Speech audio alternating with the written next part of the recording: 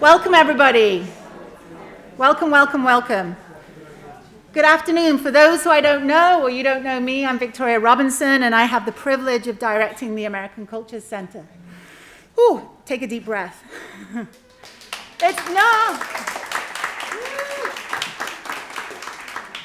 Well, that was lovely. Thank you very much. So as we begin our time together, we want to acknowledge that we're gathering on the traditional village site of the Chochenyo-speaking Ohlone that ranges from what we currently know as Berkeley and Oakland. Land acknowledgements are an important part of the learning process of how the afterlives of genocide, slavery, and disenfranchised labor shadow and present themselves in our lives and ask us to consider what it might mean to be acknowledging those histories and work in the everyday.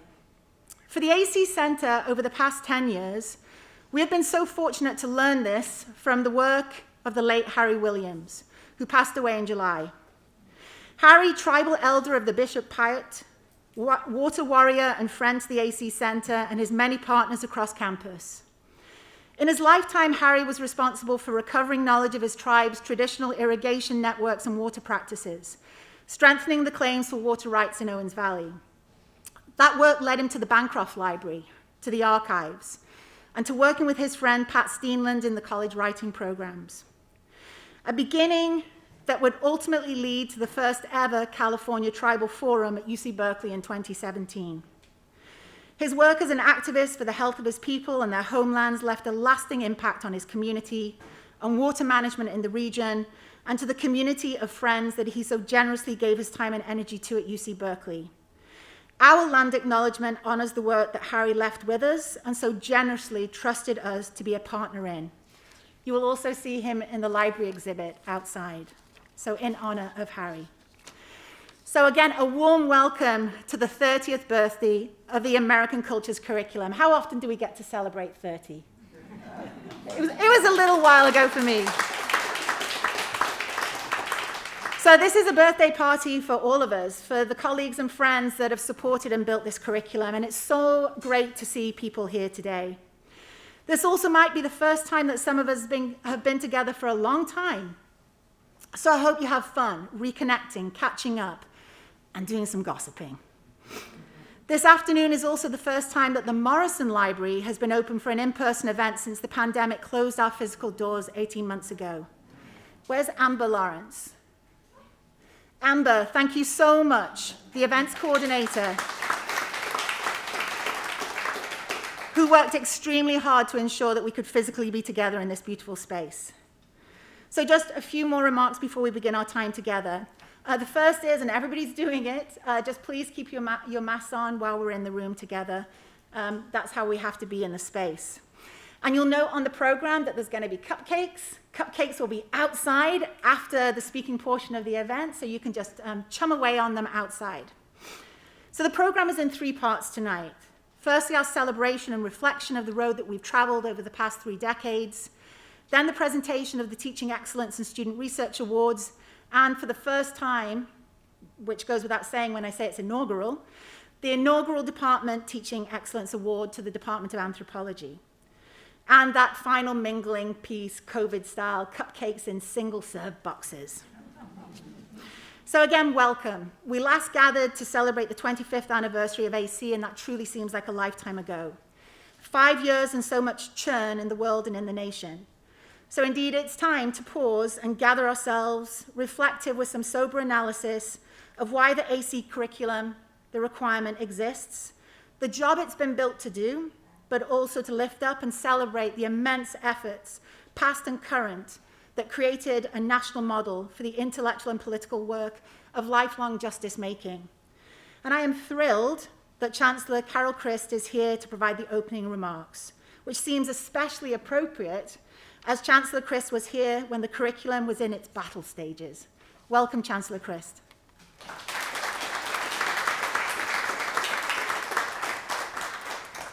Thank you, Victoria.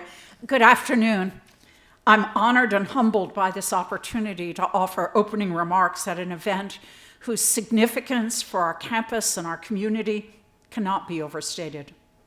If the launch 30 years ago of our American Cultures courses marked an inflection point in higher education, and our own trajectory as a university, so too does this anniversary hold for me a profound degree of meaning and importance, both personally and professionally. Before I share a few recollections and thoughts about American culture's past, present, and future, let me begin by honoring and celebrating a few key people without whom this day would not be possible. We lost Professor Bill Simmons in 2018, but his legacy and impact as the founding director of the American Culture Center live on. Bill's vision, values, and leadership were indispensable as we set off on this journey of learning and enlightenment in support of social justice and diversity. He's sorely missed, today in particular.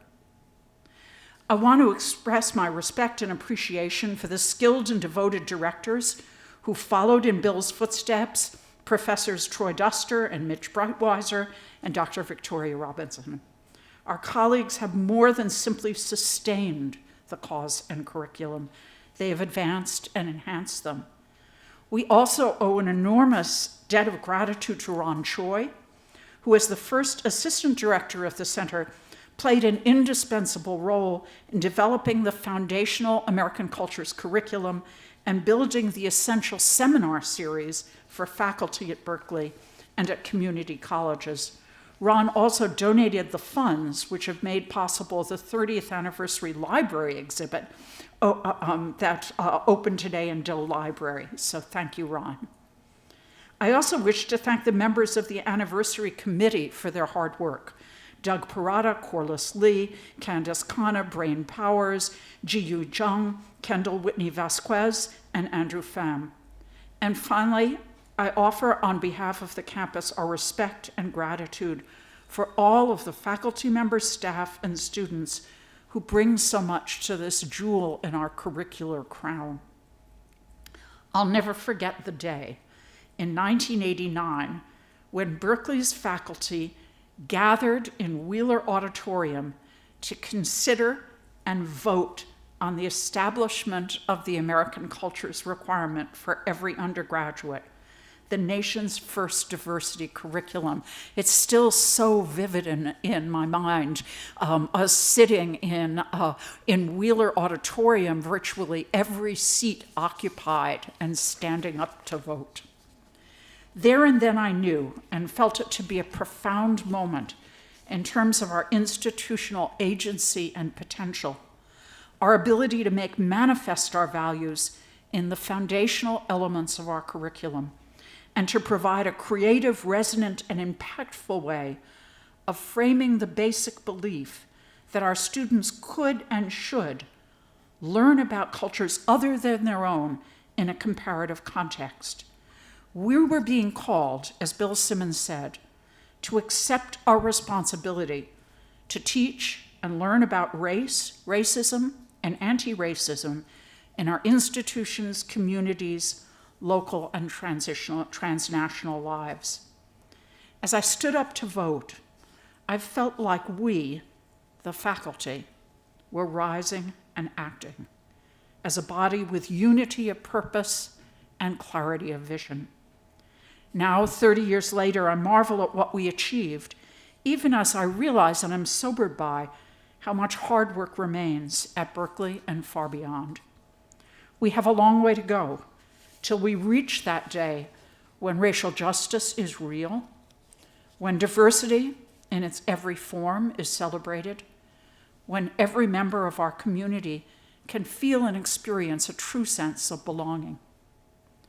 After that 1989 vote, it took a Herculean effort over the course of 2 years to develop and implement the American Cultures curriculum. And one of the things that I find so remarkable about this requirement, back in the 1990s and now, is that it's taught across the campus.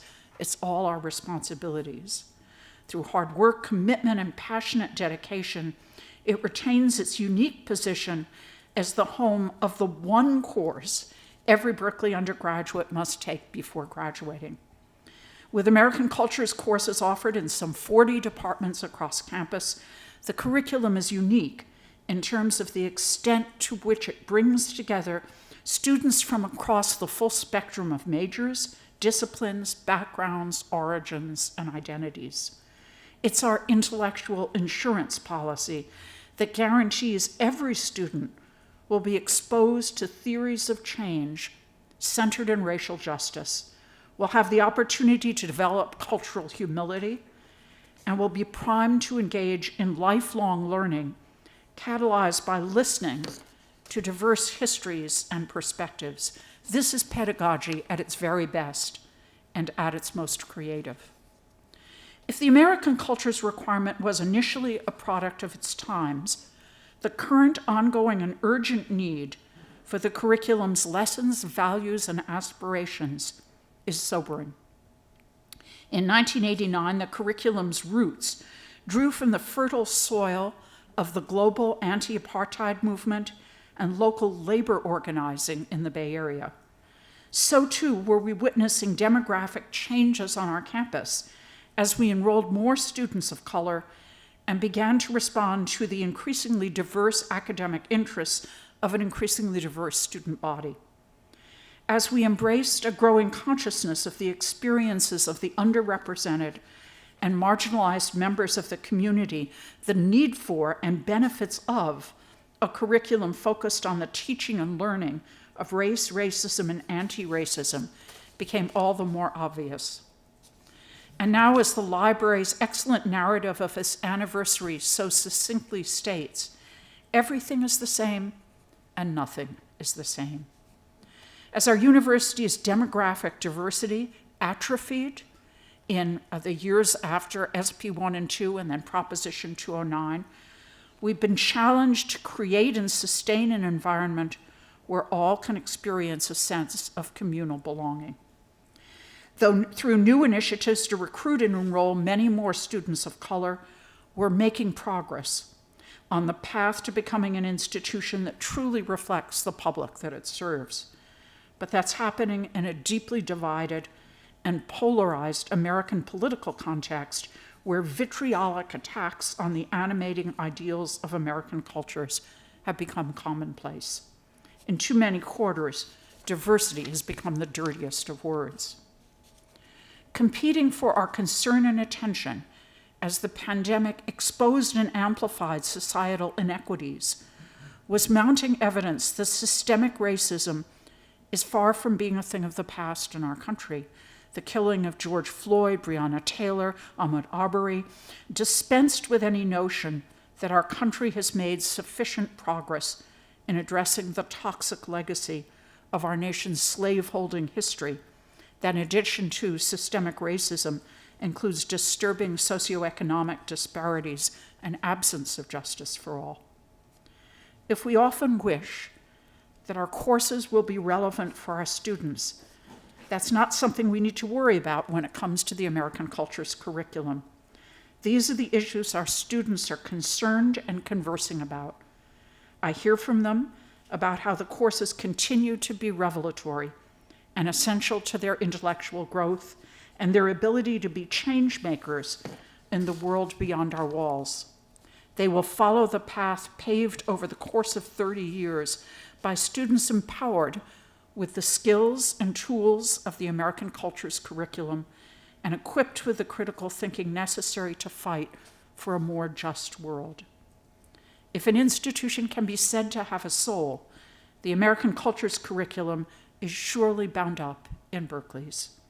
Our university was established as a means to protect and promote democracy, advance the greater good, and spread the blessings of an excellent education beyond the offspring of the elite.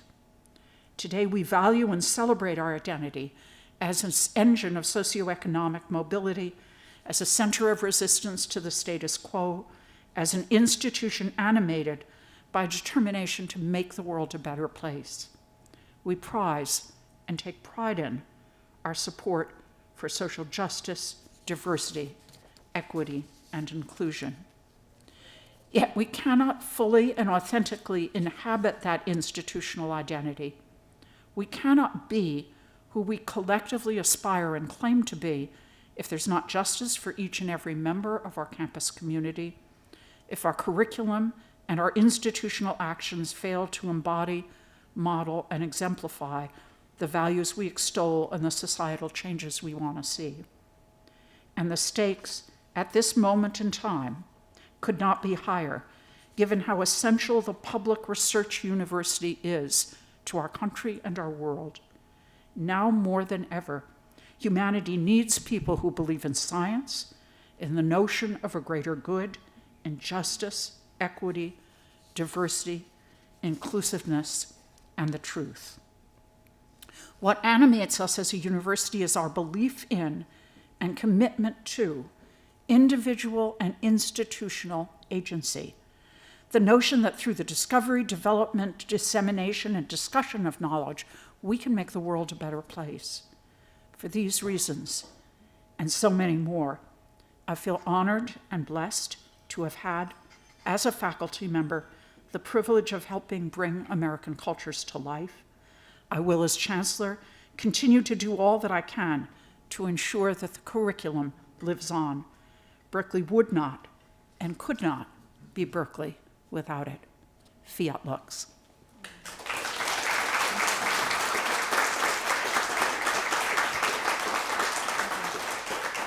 And Chancellor Christ, I forgot to say, this beautiful artwork is by Jesus Barraza and Melanie Cervantes, and we wanted to give you a copy of it for your office wall.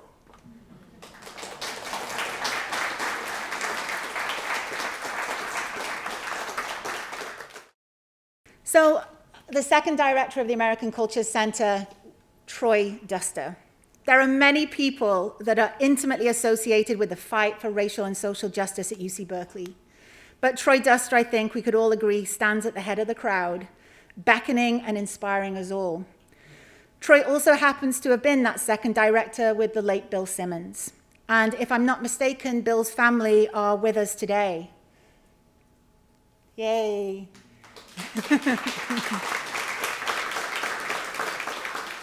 Thank you so much for being here and joining in celebrating how Bill was so pivotal to the creation of the AC requirement. So our next remarks are from Troy, setting us in our foundations of the long history to our present, recorded because he didn't want to risk the Wi-Fi gremlins, but also because Troy is not quite ready to meet his adoring crowds in person yet. So over to Troy. My name is Troy Duster. I was a member of the faculty at the very origins of the American Cultures Requirement Center, professor of sociology at the time. I'm currently emeritus, but maintain my contact, of course, with the university. What I'd like to do is to acknowledge the important role of many of my colleagues in this struggle, beginning with the extraordinary work of Bill Simmons. He actually was the architect of this course. He was the one who laid the groundwork and who met with those members of the faculty back in 1989, 1990, 91.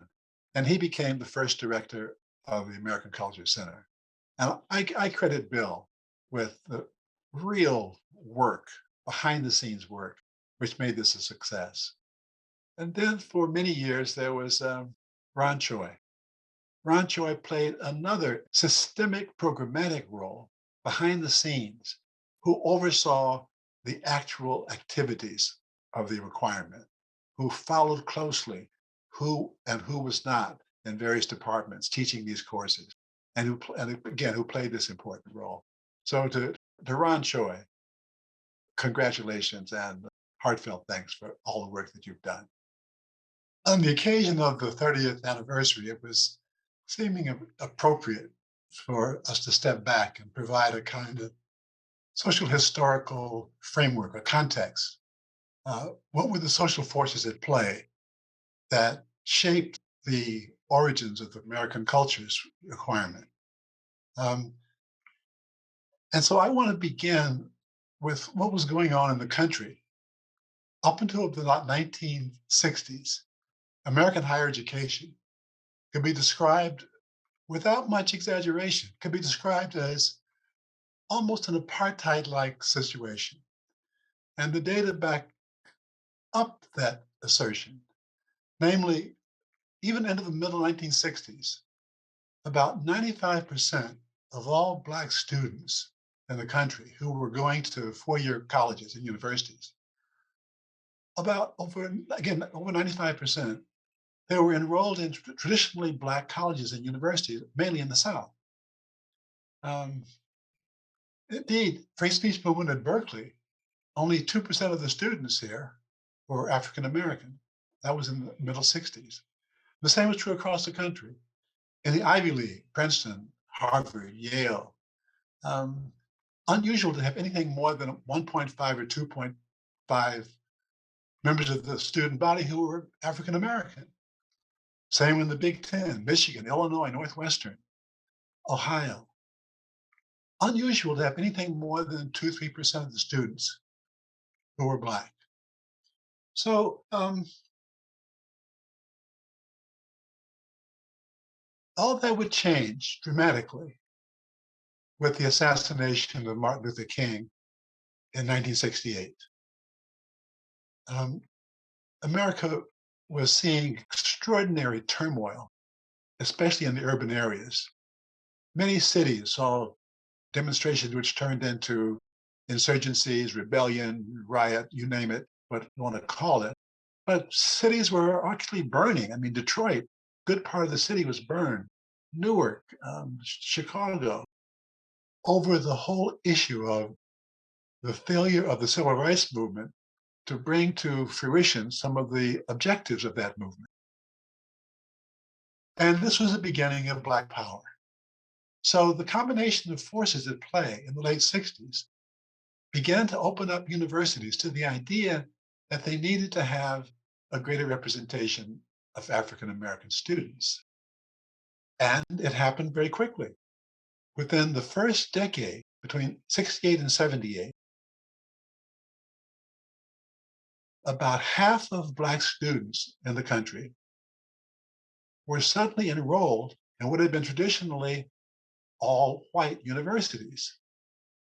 And this reshaped the whole dialogue about higher education and what its goals could and should be. Now, it's important for me to point out that the faculty view was that these students were coming in under political pressure, and that the main task of these students was to get an education. So faculty attitude was, come in, sit down, shut up, enjoy the show.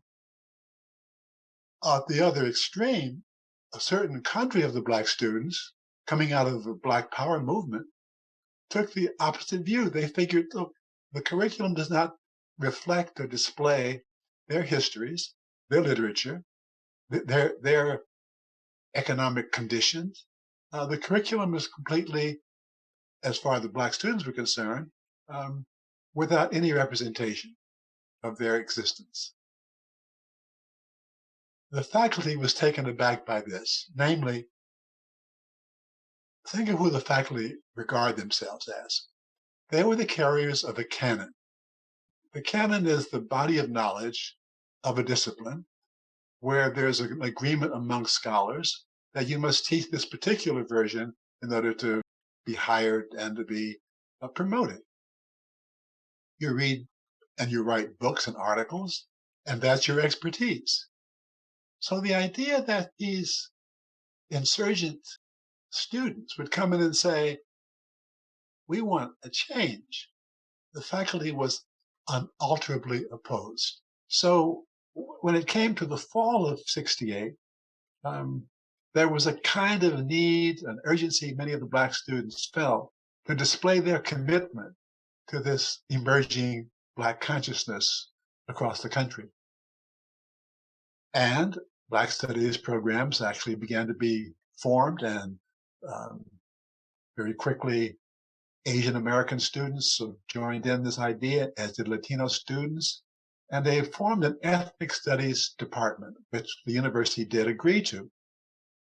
But once again, the conflict was titanic because while the Black students wanted to see more Black faculty and a more integrated curriculum, the faculty was in general resistant. And so when the ethnic studies program, faculty there asked that it be made a requirement to take an ethnic studies course, the faculty voted it down. And this produced more tension. And many of the students got together across a new coalition of, again, Asian, Black, Latino, Native American. At this point, the Chancellor, Michael Heyman, stepped in and convened some faculty from the Academic Senate. And this was a blue ribbon committee. These were established scholars. These were faculty with reputations with international, people from the history department, Larry Levine, people from anthropology, Bill Simmons. These were faculty of international renown. And many faculty who came to these meetings would remark about this, how it really altered their own thinking, their own careers, because they were having discussions with each other now for the first time across disciplinary boundaries. And they were talking about ideas that were new to them, namely, how do you do comparative intellectual work that, let's say, with late 19th century America? Do you contrast what was happening with the Irish, which happened with the Asian exclusion, with Native American extermination projects, and so forth? And so now the faculty was engaged in ways which they would themselves say was transformative. All right, so that's the picture in which the American cultures requirement came forward and was voted on in the Academic Senate. And it turned out to be a strong and passionate conversation. And here the faculty did debate for several hours. And after the final vote was tallied, the decision was made to make the American cultures requirement the single requirement for students on the Berkeley campus. That was 30 years ago. In the last 3 decades, thousands of students have taken these courses, and it has been, for many of them, a signal experiential moment in which they've understood for the first time elements of their own culture, which they otherwise would never have gotten. So with that, let me conclude and say that the anniversary is an appropriate moment for us to think about not just the past, but the future of this requirement. And I'm sure my colleagues will do that. Thank you. We're missing him, aren't we? It would be lovely if he was here in person. The walking history book and the constant inspiration. So we had a little tumble today in the schedule. Unfortunately, Aya de Leon cannot be with us due to some really unforeseen circumstances. But the legacy of June Jordan, the late June Jordan, who created poetry for the people, who inspired generations to think about the radical deep rods driven between the personal, the big, the life-forming political radical imagination that made poetry for the people a cornerstone of the Berkeley undergraduate experience in the American culture's intellectual community, is alive and well in our UC Berkeley undergraduates. And when things get rough, we can always rely on our students. I happen to know a student called Elijah Chhum, who's in my current class, an Introduction to Abolition in the Department of Ethnic Studies, and was a student in Poetry for the People. And when in a pinch today, I said, would you come and please share the work that is a legacy of June Jordan's class and Poetry for the People? He said, just bring it on. So please welcome Elijah.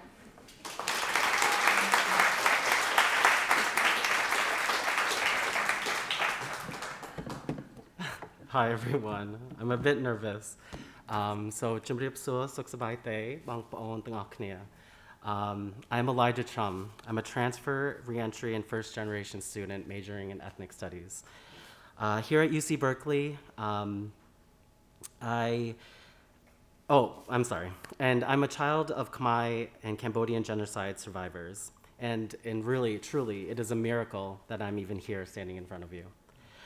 Outside the campus, I work at the Center for Empowering Refugees and Immigrants, a community mental health organization where I am blessed to witness elders and families breaking their silence and talking about trauma and intergenerational trauma.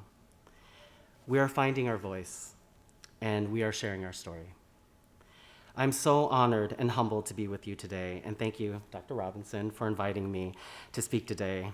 As an ethnic studies major, I am privileged to learn under Professor Kataria who taught me about my Southeast Asian history, a piece of collective memory I so desperately needed to understand.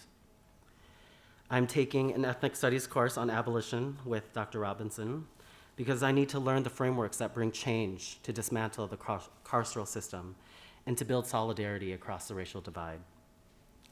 And I took Poetry for the People, the legacy of June Jordan, who was taught by Professor Aya de Leon, because poetry can be transformative and can be a vessel to express my deepest emotions, dreams, and desires.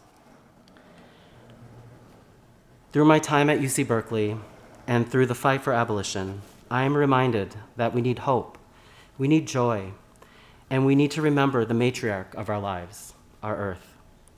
This poem is dedicated to my mother, my grandmother, and the feminine energy, the female identified, the trans and queer people who protect us, heal us, and celebrate us.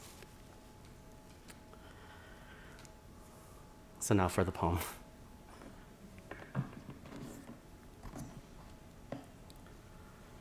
It's called Rediscover the Stars.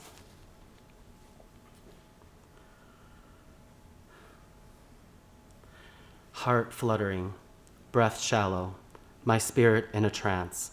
I layered my body in black, ready to stand for hours in the chilled March morning in San Francisco, the financial district where the battle would take place. The fog opaque, the sun dare not shine. I stood by the Pitch family, 2 weeks ago, just strangers, yet their souls tangled to my own. Their fate laid upon my feet. How can I stop the deportation of my Khmer community? How can I keep this family together? Canley, a mother of 5 children, and her face wore war she had already survived. Her worry wrenched and writhed in her hands. Her husband, Bangruan, silent, head bowed, eyes lowered, like a monk. He could not ask for help for this impossible task. Yet that day we marched, together, side by side, his eldest child, only 12, already shouldering the world. Her mom now disappearing into someone else, into a warrior. Treading onwards past bankers who glared and gawked, or worse, indifferent to our signs, to the sufferings. They rolled their eyes, rolling through our crowd, my Khmer elders unsure of their role, yet they followed me. Religious leaders in their regalia, lawyers suited for a battle, elders carrying a banner they could not read. So Bu Chi wrote it in Khmer. Bail Yung Prachan, Yung Nang Chna. When I say Bail Yung Prachan, you say Yung Nang Chna. Bail Yung Prachan, Bail Yung Prachan, Bail Yung Prachan. When we fight, we win. An elder took me aside, her furrowed face skeptical of our people power. Doubtful of this chant, she probes. Why do we fight? Why aren't we asking for forgiveness? Forgiveness? Who had the right to forgive? Just the son of a pastor, I stepped to the mic. I had no answers, only a song.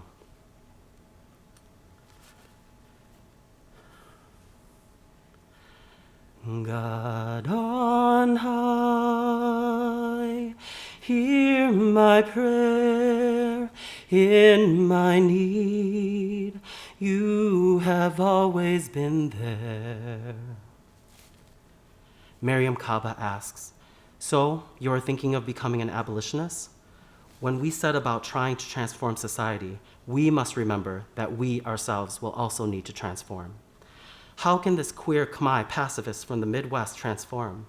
I could not even stand up to my bullies. My friend Jory taunted me for not knowing how to throw a punch. In Stockton, he had to fight back. How could I stand up to state violence, to the carceral system, to deportation? So I sang. He is young, he's afraid, let him rest, heaven blessed. Could they hear us? These buildings like a fortress, formidable like mountains, walls that demand silence, ice, a towering straight edge, nothing to lean onto, nothing to grasp, a callous building with one gate to detain and deport and another to grant citizenship. My refugee community revered and despised the structure. Ruth Wilson Gilmore says, building a different world requires that we not only change how we address harm, but that we change everything. So on that historic day, the US took our community members away from their loved ones, and our silence broke. The community filled buses, headed to the Capitol, and delivered petitions. Elders lobbied to legislators for their children. Children spoke at City Hall for their fathers. Monks, sampah, chanted and burned incense. Aunties, ramvang, and danced in a circle to celebrate amidst the sorrow. And I sang, bring him home, bring him home, bring him home. Then 3 months passed, a dizzying eternity, shackled and transported from cage to cage, from state to state, just days boarding a plane to Cambodia, the countdown. Bang Ruan made calls to his family, losing his hope to return. Kwame Ture teaches us, when you see people call themselves revolutionary, always talking about destroying, destroying, destroying, the first thing about revolution, it's creating. Then a miracle. Falling to the tears of his loved ones, Bang Ruan came home. Creation, as I witnessed last week, the family of 7, camping with their elders, cooking, singing, and dancing. And we rediscovered the stars, found our place, made our home. Thank you.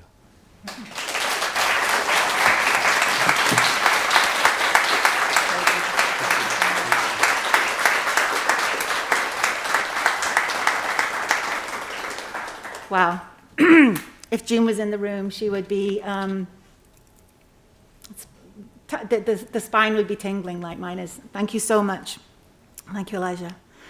Borrowing from the work of June seems so right in segueing to our next speaker tonight, our wonderful colleague who's joining us today, quoting June, rather than be hardened in the face of hate, rejoice in a sense of optimism and a sense of joy that change is possible, which she would have seen in the work and life of Jeff Chang.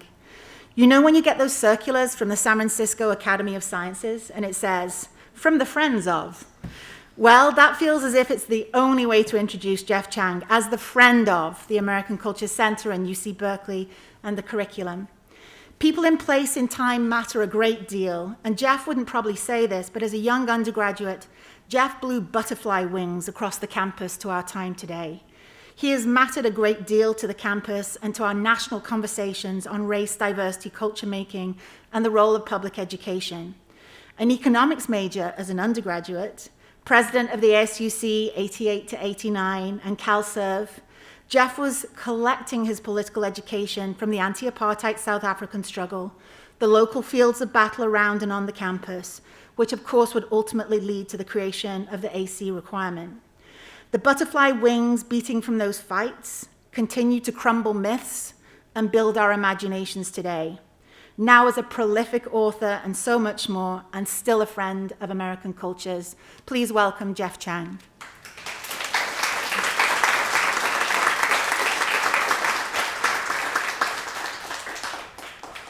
Wow.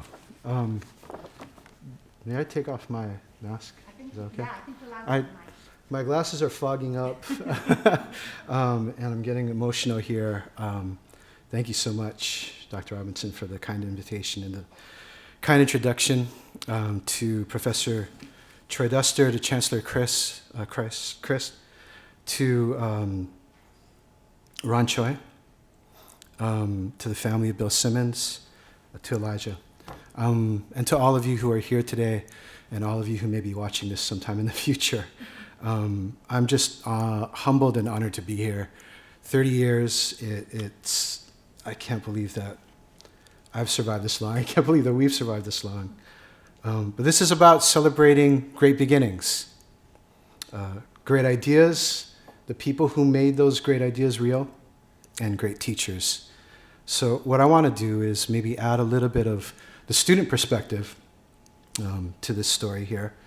And if I may, I wanted to start with a personal story. It starts in 1978. I'm a child on a family trip for the first time out of Hawaii, where I was born and raised, in what is a strange construction even now, right? A majority-minority society. And we had come to California, a small portion of the Chang clan. There were 25 of us, and 16 of us kids running around my uncle and aunt's house in the South Bay. And my uncle and aunt are just like, gosh, these kids are so noisy. Why don't we take them to visit Stanford and Cal? And so I remember us piling into 2 cars, all 25 of us, into a van and a station wagon. And I don't remember anything about Stanford, actually. I don't remember anything about that trip at all. But I do remember the van pulling up through Strawberry Canyon very slowly, and then coming to the top of the hill to Lawrence Hall of Science. And all of us kind of pouring out of the car, running over, jumping on the whale, and then us going to the lookout and seeing Memorial Stadium, seeing the Campanile, seeing the vista of the entire Bay Area. And I, at that point, I just declared, and it was to no one in particular, because when you have 25 Changs, they're all talking at the same time. But I declared to no one in particular, I'm coming here. When I get big, I'm coming here. And so I remember that less than a decade later, I was part of the first freshman class that was majority minority. And, you know, I didn't know much when I had first come here. I didn't know anything about the storied history of UC Berkeley. Maybe I know a little bit about Joe Roth. I didn't know anything about what was happening on the campus, that in a couple of months, students would be protesting the Bakke decision, that they'd be fighting for ethnic studies to preserve it. But by now, when I came to Berkeley, I knew about the history of Berkeley, right? Berkeley in the 60s, the people, People's Park, peace and love. I knew about the hip-hop movement. I knew about graffiti. I knew about the punk movement here. I was really anxious to dive into it all. But in the first few weeks of living here on the south side of Berkeley, I also quickly learned what it meant to be, in the language of the 80s, a racial minority. I was called racist slurs in the street. I was harassed by white fraternity brothers. I was spit at by hippies. And that's what got me thinking about who I was, right? At 18, it's an intense time for young people, generally, right? You're trying to figure out who you are. And now I needed to add, of the things I needed to figure out, racism to that list. So I tell this story because I love talking about my family, but also because I think it's kind of the median of what a lot of students were going through at that particular time. We are the children of the civil rights movement. We were born into a hope that the US might right the wrongs of its racially unjust past. And we were coming of age in a moment when the fruits of that hope were being tossed away, when the structures meant to move the US towards being a more equitable society were being dismantled. So those holding the hope and those contemptuous of that hope were locked in the battle, culture wars that would only intensify. It was a really confusing time. And I remember that for many of us, the anti-apartheid movement helped to make sense of it all for us. At Berkeley, the movement had changed dramatically in the year before I came to campus. So students of color had organized a coalition that they called United People of Color, and a student political party called CalServe. And they asserted their presence in what had previously been a largely white student movement. And what they brought was a moral and even a prophetic, I could say, gravitas. They connected the struggles of black people living under apartheid in South Africa to the struggles of quote-unquote racial minorities living here under racial segregation in the US. And that deeply, deeply resonated with me. Someone who is still reeling from the shock of being minoritized. So in the summer of 1986, the anti-apartheid movement succeeded in pushing the regents to divest billions from South Africa. And by then, I'd taken my first ethnic studies class. I felt like I had the beginnings of a language to root myself, to process my encounters with racism, and to move forward. And I knew also that I was now not alone. I think we were also beginning to understand how the preservation of whiteness in these historically white institutions gaslit our experiences, right? Delegitimize our ways of being, our ways of knowing, and that these structures and processes, the engines of knowledge production, debase not just those of us who've been minoritized, but those of us who've been majoritized as well. So we became the latest generation to ask the question, what might it mean if all of us started from a place where we could engage each other equitably, where whiteness was not the only model of being, and so-called European knowledge is a sum of all that needed to be known? In that moment, we were talking about what it might mean if everyone at the university would learn about the struggles of those of us who've been minoritized. Why were our histories and our knowledges marginalized, suppressed, and erased? Weren't universities supposed to produce and teach the knowledge that secured and advanced all of us? Wouldn't we forge better communities if we better understood each other? Most of us had no idea that these questions would still be relevant 30 years later. The anti-racist student movements of that era, the 80s, the 90s, even the 2000s, haven't been discussed with the same kind of weight afforded to the student movements of the 60s to advance civil rights and black power, and the 1970s to end the war.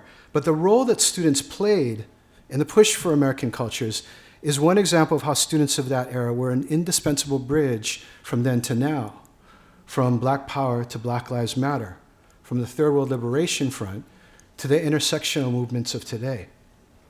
The seed of what would become the American Cultural Requirement is directly linked back to the rise of the Third World Liberation Front at campuses like Berkeley, Stanford, not Stanford, what did I say that for? San Francisco State, and others, College of San Mateo and others, which issued a challenge to historically white institutions, opening the doors to Black, Indigenous, Latinx, Asian American, and Pacific Islander people was just the first step.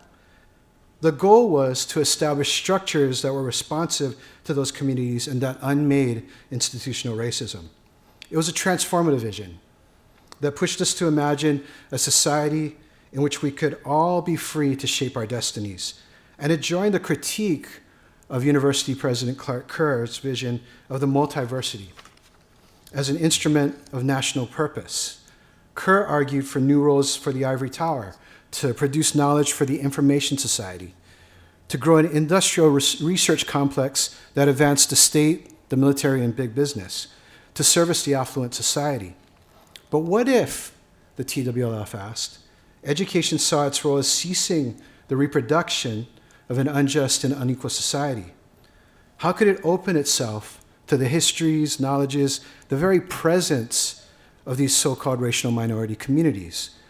What purpose could be higher than for education to unleash the knowledges and creativity to transform American society from the bottom up? This was the vision that fueled the ethnic studies movement, and that was passed down generation to generation, from students to students. By the 1980s, of course, the US was deep in the unmaking of the Second Reconstruction. Conservatives attacked and dismantled efforts to desegregate education, pushed liberal leaders back into a defensive crouch, and students didn't have time to play games. Our very arrival as a multiracial multitude made things urgent. So when I arrived at Cal, students like Pedro Noguera, like the late Patricia Vatuoni, and so many more in UPC were already organizing students to demand an ethnic studies requirement. In 1987, the faculty and administration responded to these demands by establishing what would become known as the Simmons Committee. And students then elected into ISSC government leaders like Beth Bernstein and Juliana Chang to guarantee that students would have a say in a process that would engage the academic senate for the better part of the next 2 years. Mark Min and the late Emeka Ezera became the student reps to this Simmons Committee, and they made it directly accountable to the overwhelming majority of students who supported a graduation requirement. Jesse Jackson and Angela Davis rallied tens of thousands to pressure the academic senate for action on the proposal. But at the end of 1987, 1988, that school year, the Senate failed to pass a graduation requirement. and the sense of disappointment on campus was palpable. Nevertheless, we persisted. Students continued to express to the ASUC government their desire to see a graduation requirement passed, even though it had moved away from being an ethnic studies requirement to now being the American cultures requirement. And the Simmons Committee completed their report in March of 1989, 2 months before the scheduled academic Senate vote. The Simmons report outlined 4 changes affecting higher education in America that the requirement was meant to address. And within that section, perhaps the most important part of the report, at least certainly for us, was the part called a student critique of the curriculum. So let me go back through the changes that the Simmons Committee said that it needed to address. The first was diversity. And diversity, by now, was beyond ideology, it was a fact. At UC Berkeley, it was already a minority campus. And this fact then, as now, became the trigger for hatred and violence on the campus and in the community. But it was also a source of new hope, the promise of a new America that had, as Langston Hughes put it in 1935, never been yet, and yet must be. The second change was campus racism, another fact. And here the Simmons Committee decided to largely forego a narrative for a long list of articles of incidents from across the country. We should remember that the 1980s and the 1990s was a time when this term, campus climate, came into our lexicon, right? And in an influential article that advanced the term, Sylvia Hurtado wrote that during the 1980s, 1 in 4 students perceived considerable racial conflict at their universities. And more than 100 campuses a year reported major incidents of racial harassment and violence. The third was a debate over the great books, a debate over the canon, right, that seemed to pit pluralism against Eurocentrism. And cultural conservatives, some of whom were politically liberal, right, accused proponents of multicultural education of wanting to shatter American society altogether. From the distance of time, the debate may be understood now as being about how best to preserve and reproduce whiteness through higher education. And I don't think I need to elaborate for all of you, right, how of the moment these changes that the Simmons Committee was talking about in 1989 sound now to our ears in the continuing cultural wars of the moment. But then in the report, the committee stepped aside to discuss the student critique. And what it did was it offered verbatim a collection of statements gathered through a number of interviews. And the committee cautioned the faculty not to dismiss the student comments or to believe that they reflected short-term interests. And here is where the promise of American cultures cuts through the rancor and sophistry of the time and comes into sharp relief. Here are 3 of the student comments. I don't see myself when I read my history books. We must introduce the contributions of people of color, and I don't think there will be peace on this campus until it happens. Berkeley students should hear what we people of color have to say about ourselves. And increasingly, the challenge to all Californians will be to develop a common awareness that recognizes and effectively responds to the cultures, histories, and concerns of our different racial minority groups. Faculty members debated all the way up to and even in the final vote the technical terms of its implementation of the requirement, the logistics of it, which were at that time deemed insurmountable and which Ron Choi proved wrong. And one opponent of American cultures even said, it is a naive point of view to say that the way to learn something is to take a course in it. I remember when he said that, students, we were up in the sort of nosebleed seats in Zellerbach, we're like, what?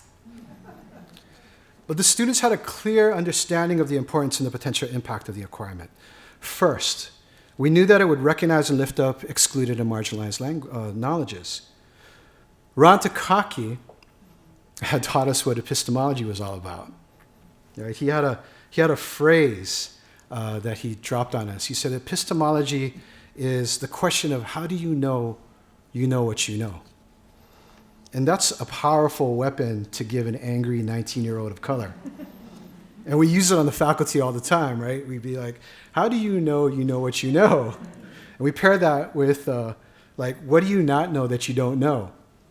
And so for us, the American culture's requirement was about more than just the politics of representation. It was a critique of and a solution to the problem of knowledge production.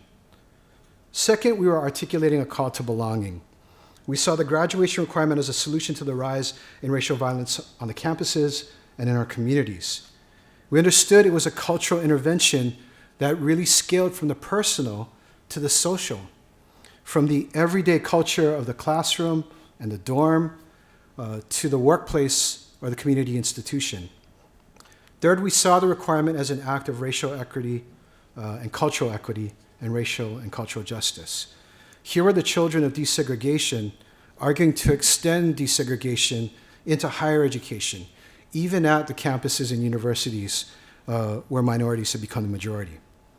We wanted the university to move beyond a diversity framework of number counting, to move beyond an inclusion framework that puts some underrepresented faculty or staff or students at the table to be ignored or gaslit, and to move ourselves toward the undoing of the historical Eurocentrism of the universities and our institutions. And finally, we were very clear about the long-term impact that the requirement could have in helping people to think about how to make shared, equitable futures for all. American Cultures was meant to help shape a common awareness. So even now, the new book from the 1619 Project, it has in its title, A New Origin Story. What kind of society could be built if we recognize a multiplicity of origin stories? Bill Simmons himself articulated the larger stakes. He said that the requirement meant to answer the question, how do you talk about the cultural construction of the society? And so in content, in form, in praxis, this question still sits at the heart of American cultures. So this is the work that the requirement and the center has taken up over the past 3 decades, from its approval through its accelerated rocket, or should we say out of the cannon launch, through its dynamic growth into a national model. Its community engagement connects to the revolutionary pedagogy proposed and practiced by generations of students before.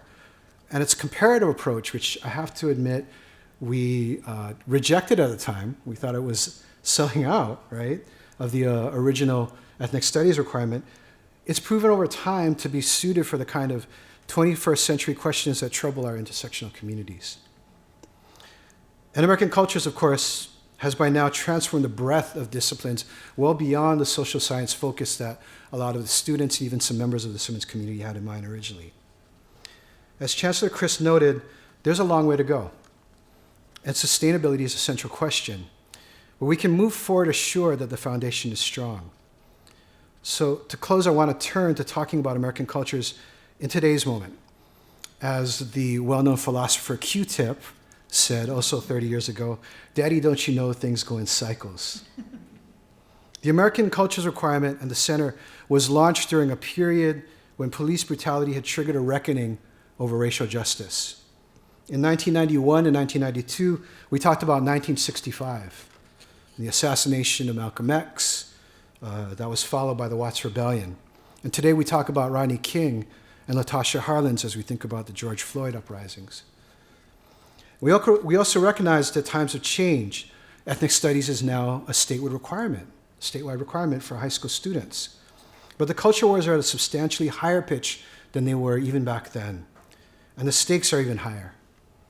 We think about how the presidency of Donald Trump followed that of Barack Obama, how the 2010s became an era of movements, Occupy, the Dreamers, Standing Rock, and above all, Black Lives Matter. How 25 million people took to the streets last year to call for racial justice.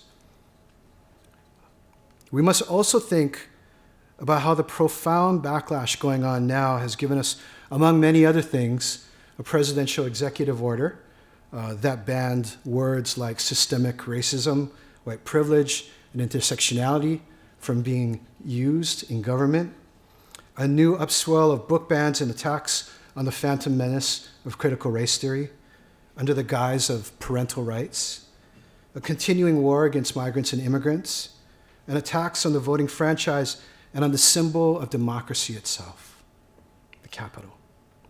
As Dr. Ibram Kendi reminds us, when anti-racist movements secure change, movements to maintain racism also evolve. In times like this, when we are on rough seas, navigating through swells and surges from all directions, I keep returning to the lessons that I learned here at UC Berkeley, in and outside of the classroom.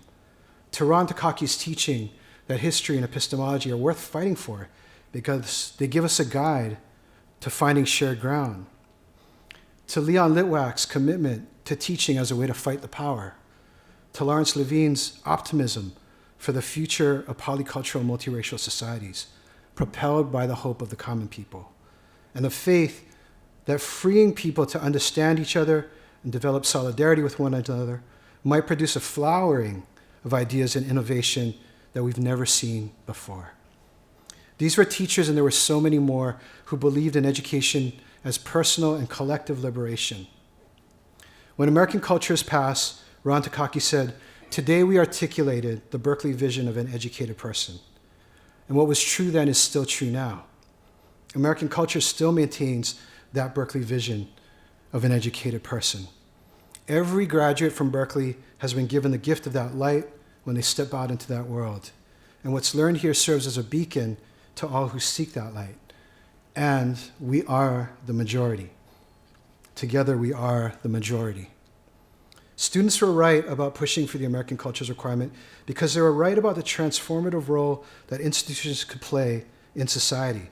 And that is why American cultures, through all of these rough seas, has thrived and must continue to thrive as we move deeper into this century.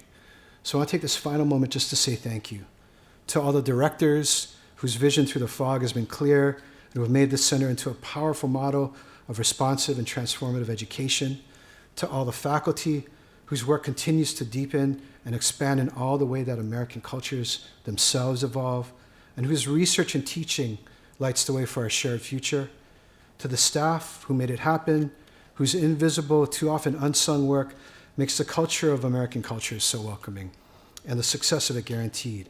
We see you and we honor you.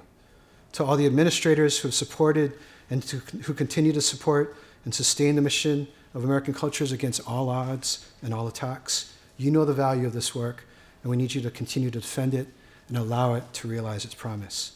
And most of all, to the students, past and present, who are and who will make our communities and our world.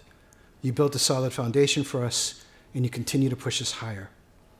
Congratulations on the 30th anniversary of American Cultures. And long may you run.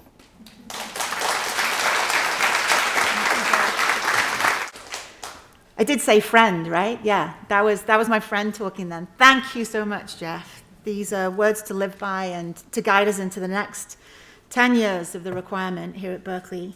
And in speaking of that legacy and the foundations that have been created, we get to turn now to actually recognizing faculty and students and departments who have reached those heights of excellence, who are constantly creating the foundations for us.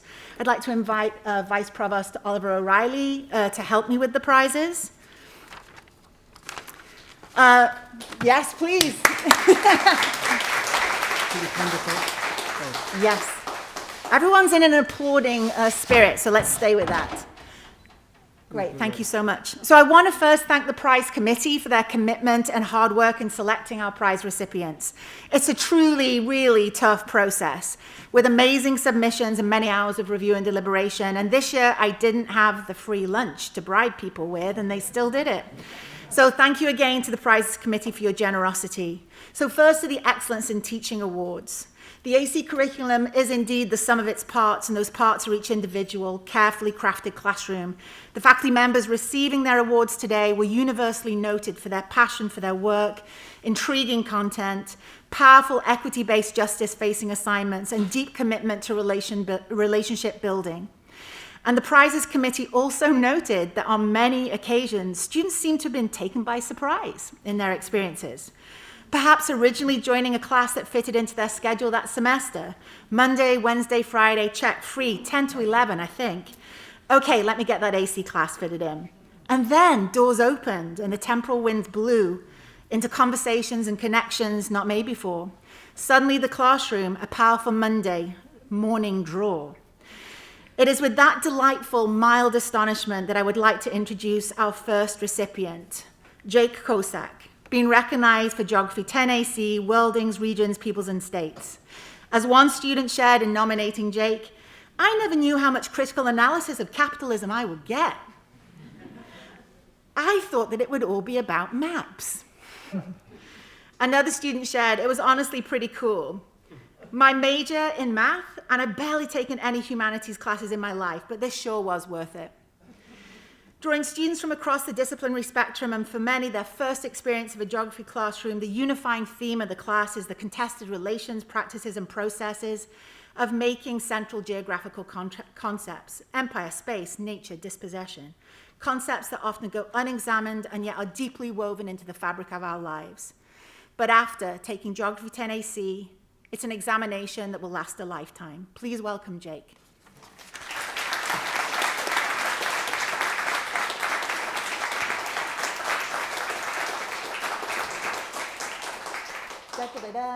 Oh, Oliver gives it. I don't give it.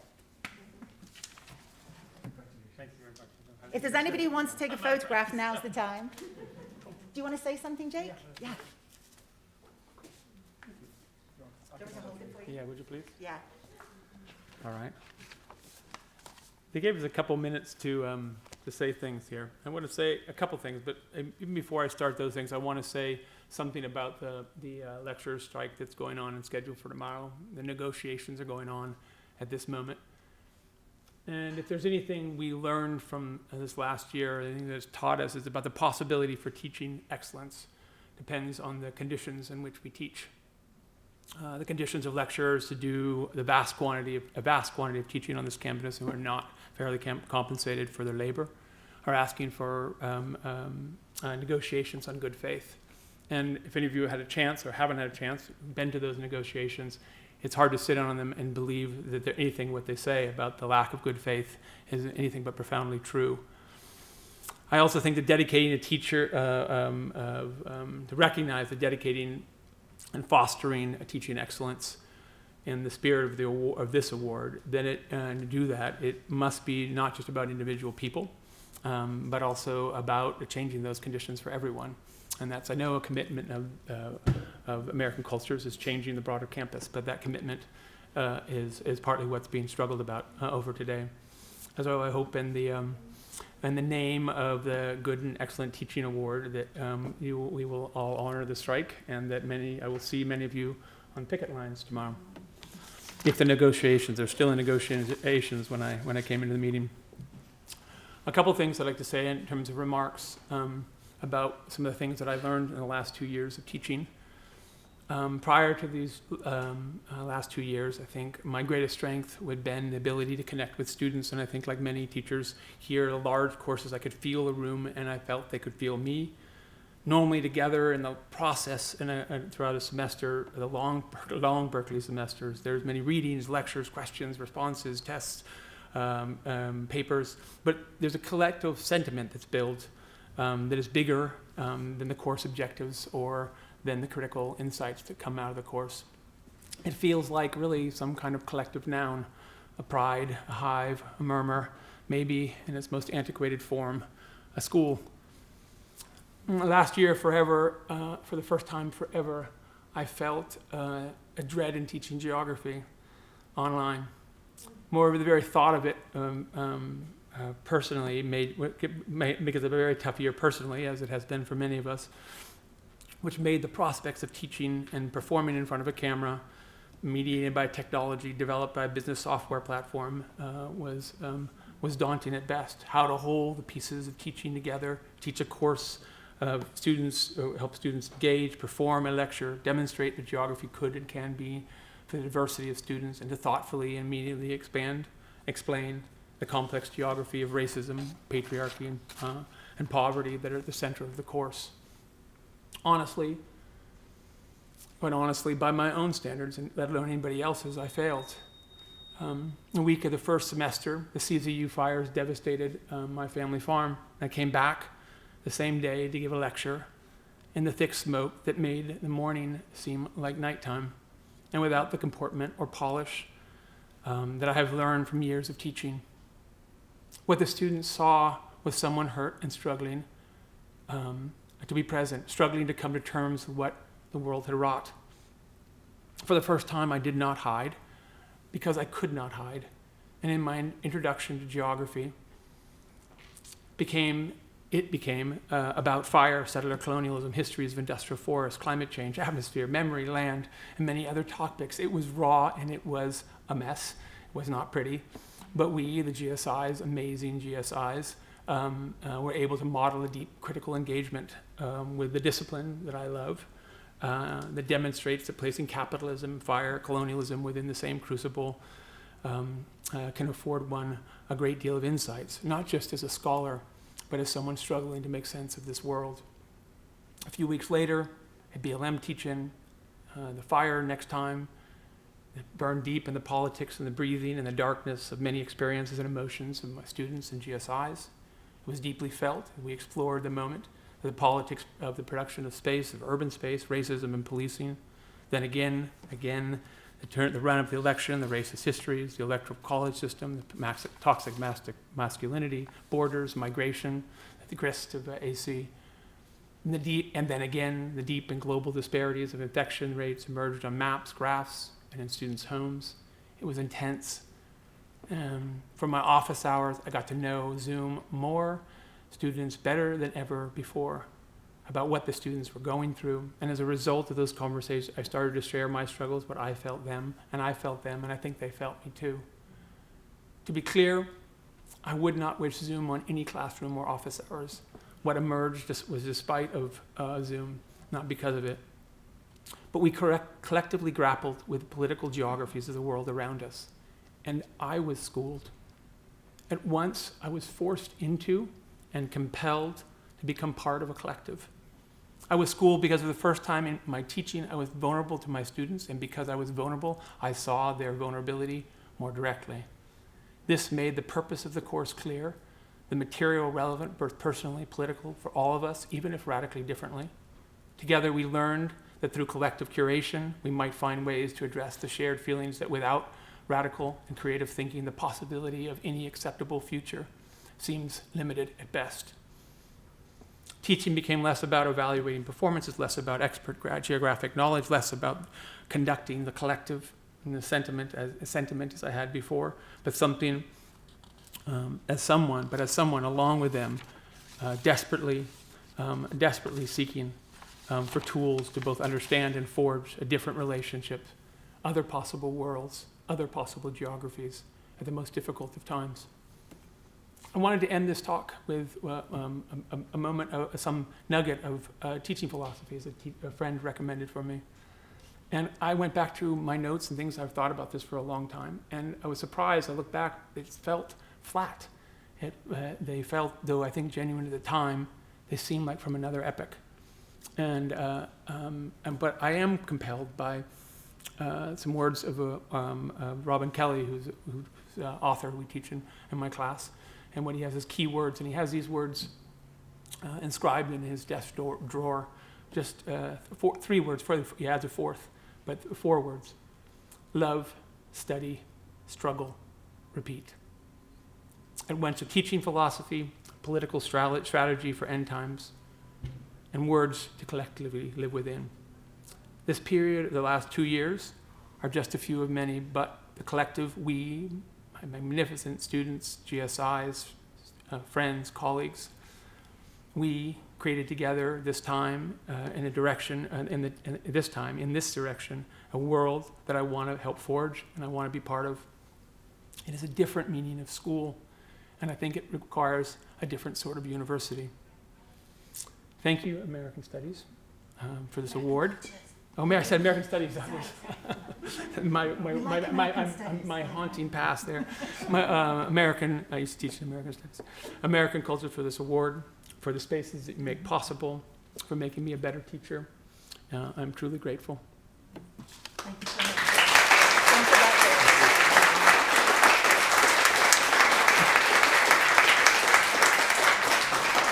Thank you. Thank you so much, Jake. Gail DeKosnik is being recognized for New Media 151AC, Transforming Tech, Issues and Interventions in STEM and Silicon Valley, bringing to the fore the massive surveillance networks, playful apps, police checkpoints, and social media campaigns.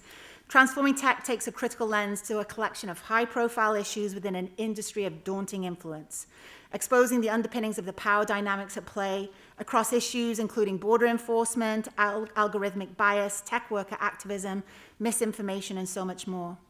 In the culminating weeks of this carefully assembled and ever so timely set of inquiries is a call to action through digital assignments that raise the question of what possible interventions could be introduced to address these issues, and how new media technologies might facilitate alternative collective imaginaries. Reflecting on their experience in 151AC with Gail, one student shared their advice for future students. Lean into this incredible learning opportunity. It will teach you to create, thrive, sustain inclusive futures. Please welcome Gail.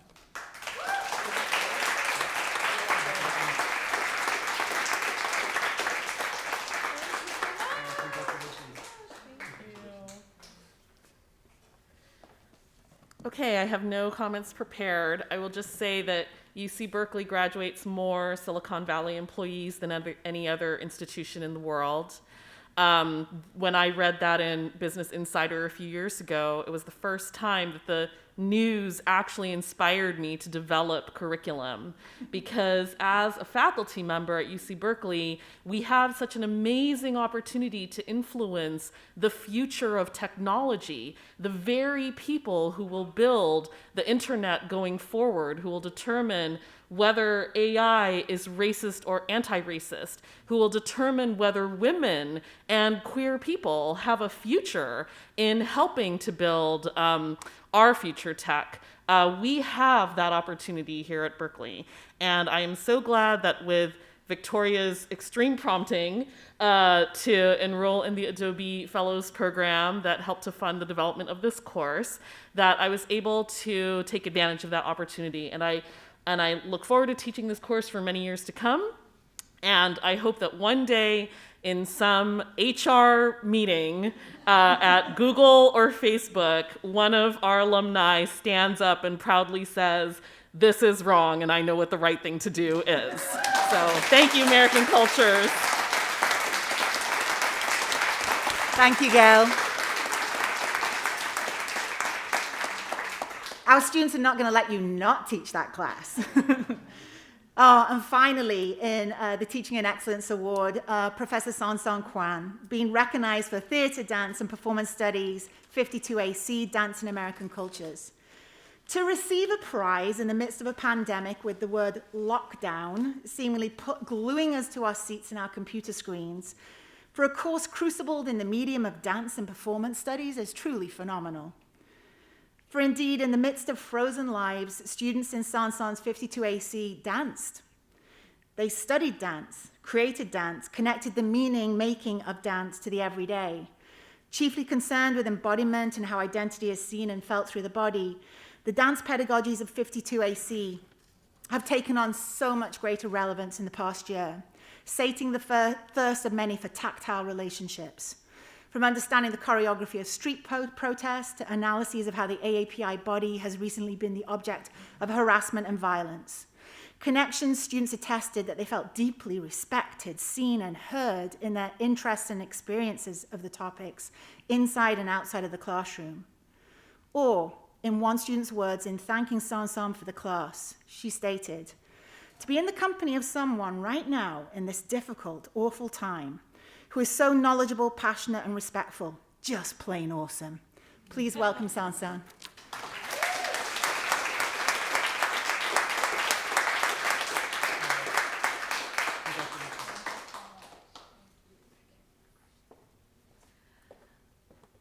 I've been so inspired to sit here and listen to the stories about 30 years of the American Cultures requirement. I was actually a student, an undergraduate student here from 1988 to 1992, around the same time that Jeff Chang was here and during the beginnings of the American Cultures requirement. And I was so deeply formed by my ethnic studies class with Sao-Ling Wong and my English class with Mitchell Breitweiser.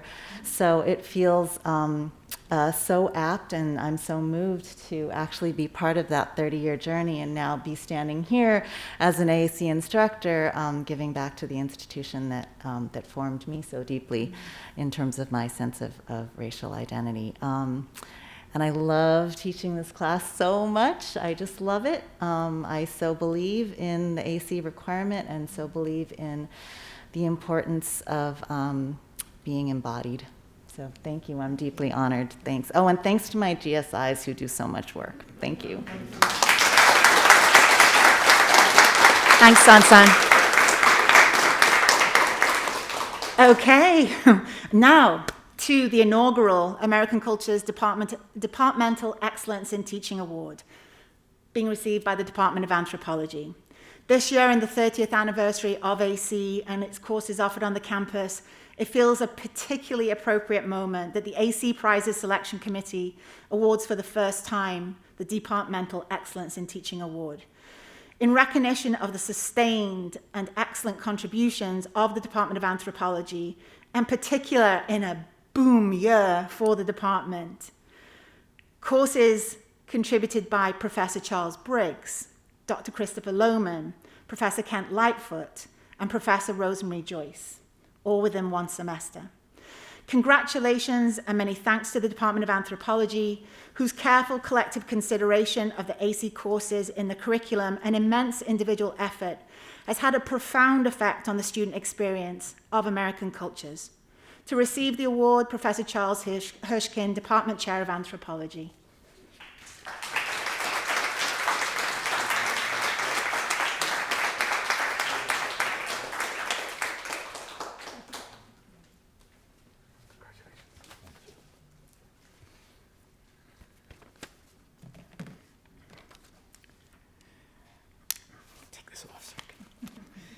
Fogged up.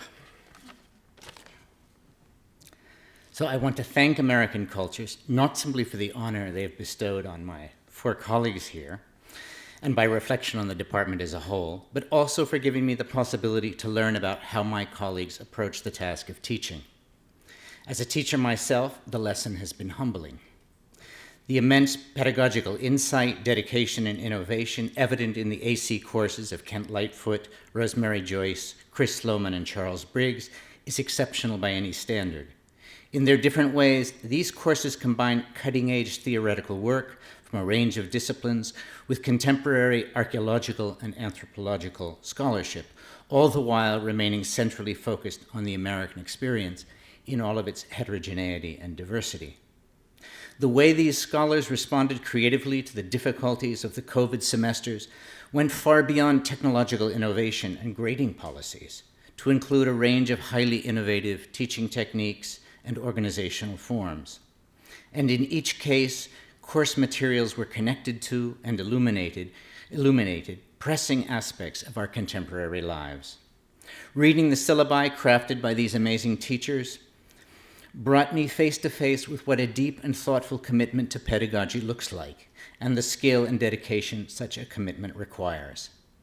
The difference this dedication makes to the lives of our students is resoundingly demonstrated in the comments each of these scholars received, comments that bear witness to the excitement that can and should go with a rigorous university education. So I want to join my voice to the American Culture Center in thanking these 4 awardees for showing us the transformative power of teaching at its best, even in the time of great adversity. Thank you. Thanks, Rob.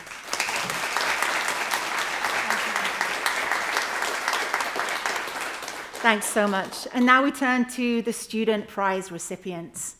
You'll hear from the titles and descriptions of the undergraduate research projects. Our students are a curious bunch, and their curiosity is matched with sophisticated, creative, and imaginative research skills. To the first 2021 AC Student Prize individual recipient, Morgan Sue, for her work, The Dreamers. Created in ESPM 50 AC, Introduction to Culture and Natural Resource Management, which is taught by Dr. Ken Worthy.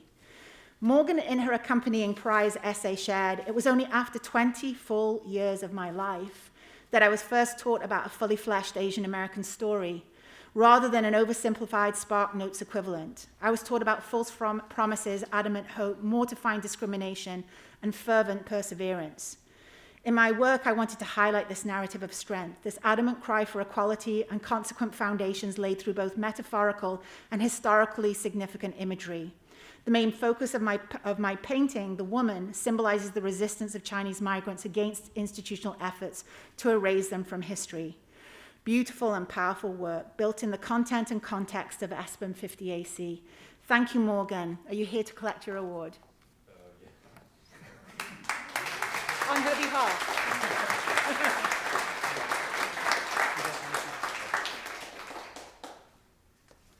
She cited with some notes.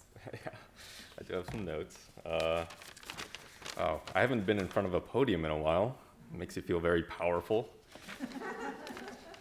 Don't let it get to your head. Yeah, I will try not to. First off, I'd like to thank everyone that got me here, especially my parents. They've always told me that keeping up with art would pay off one day, and I guess they were right.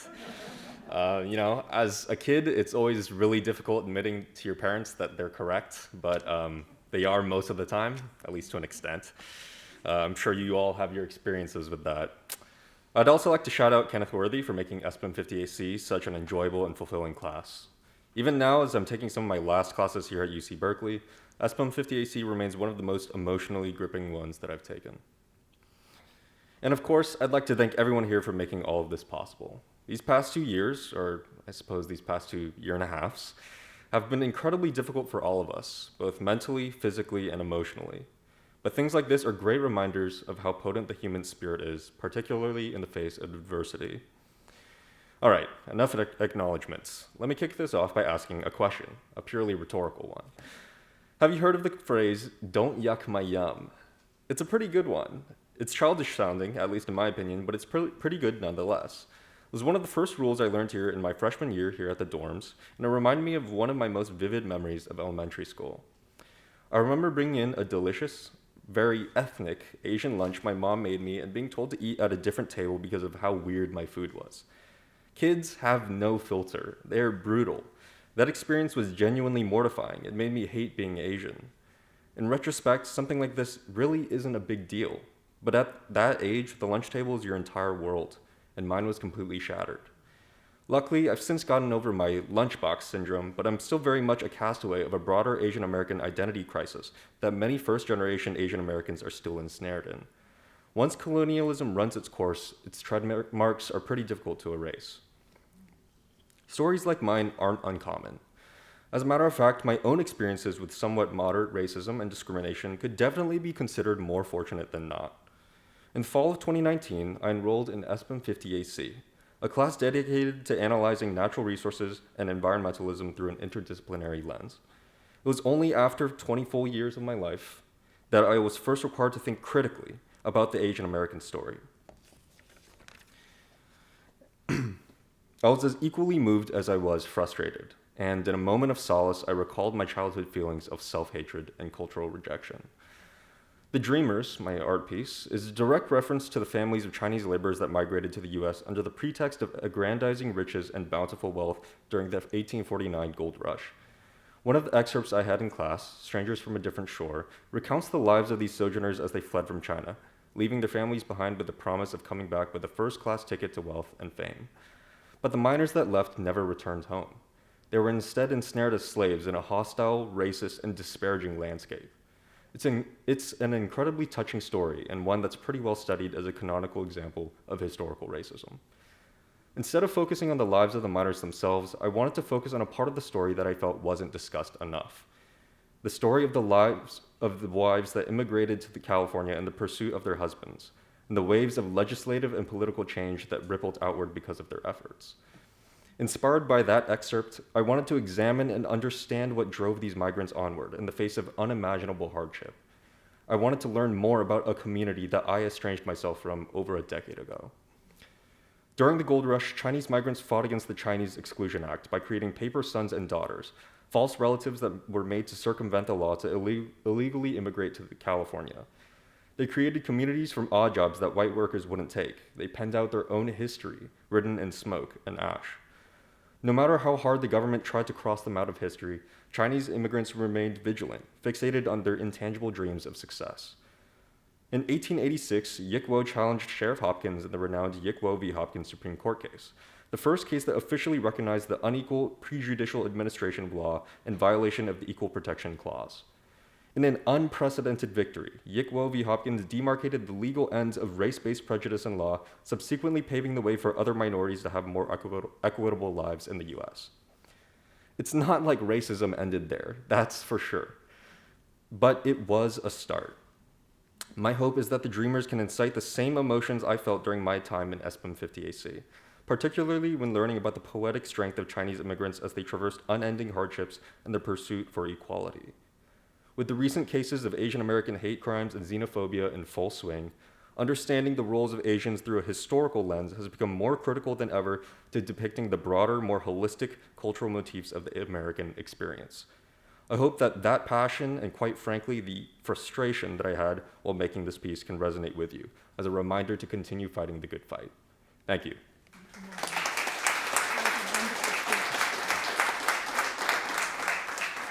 And if you haven't seen Morgan's piece, have a look at the American Culture's website. It is stunning. The last prize recipients tonight, the 2021 AC Student Prize Group recipients, Nina, Nahari, Salome Rogo, and Sydney Pon, for their work responding to COVID-19. Immigrants face major barriers to accessing essential services in the San Francisco Bay Area. A research report created in Sociology 146 AC, Contemporary Immigration in a Global Perspective, which is taught by Professor Irene Bloomrad, who is here with us tonight. The collaborative research project was built around the questions: where can immigrants turn to help during the pandemic? What barriers do they face in accessing necessary services? This research brief that Nina, Salome, and Sydney created is a powerful bridge between the university and our Bay Area communities, summarizing key issues around immigrant service provisions in the San Francisco Bay Area in the context of COVID. From economic aid to food assistance, the research brief shines a light on the structural inequities that immigrants face, especially those who are low income, and highlights 7 key challenges: barriers to accessible healthcare, employment and housing vulnerabilities, obstacles to obtaining economic assistance, fear over using public benefits, going hungry, language barriers, and the digital divide. A good friend of mine always reminds me that whatever the question, the solution is powerful political education. Nina, Salome, and Sydney, thank you for that work. You're here? Yeah.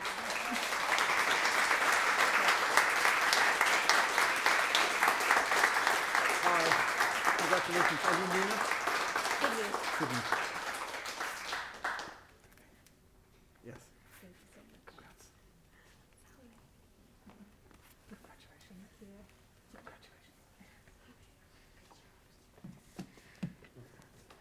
This is our first time being together in a year and a half.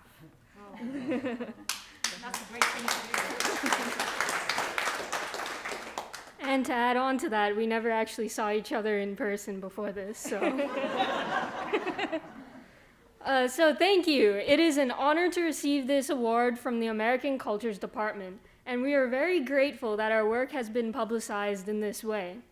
It is able to reach a broader platform, and we are able to share our work on how COVID-19 has impacted the immigrant community. Our work would have not been possible without the Berkeley Interdisciplinary Migration Initiative, Irene, Professor Blumrad, who I look up to very much, and all of the student researchers who were in the class where this policy report was based off of. And we'd also like to thank all of the community-based organizations and all the legal service providers who spoke to us and whose stories impacted our report. There are people who are working on the ground every day with very little resources and often facing really complicated political situations, struggling to get immigrants access to resources in this really critical time. And although our report was published a year ago, it remains relevant today in the COVID situation that we're in. And we're so grateful for our AC professors who've really encouraged us to bring the teachings of the classroom outside, and working in partnership with these community-based organizations to develop like greater knowledge and also develop ability in the community to rely on ourselves to support each other. So thank you to all of our professors and the AC department. Thank you.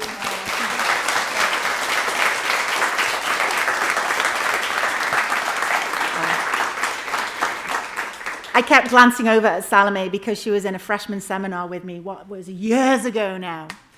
So that's actually the end of our formal program. Thank you to everyone who imagined the AC curriculum, fought for its life, who persevered in its building, and for all the faculty, staff, and students who truly do give it its soul. As Bill Simmons stated over 30 years ago, what could be so important? And we know it's the fight for an education that offers us the tools to critically analyze, the skills to imagine, and the urgency to create the world that we want to live in. Now it's cake time. So just a little bit of logistics. We have 3 cakes, lemon meringue pie, chocolate toffee, and salted caramel. They are gorgeous, and we have just over 100 of them outside. As you walk outside the big gate, the big doors, they're on your left. Please enjoy. Thank you for being with us. Could we all just give a big round of applause to Victoria for everything she's done? Doug Parada. And Doug Parada.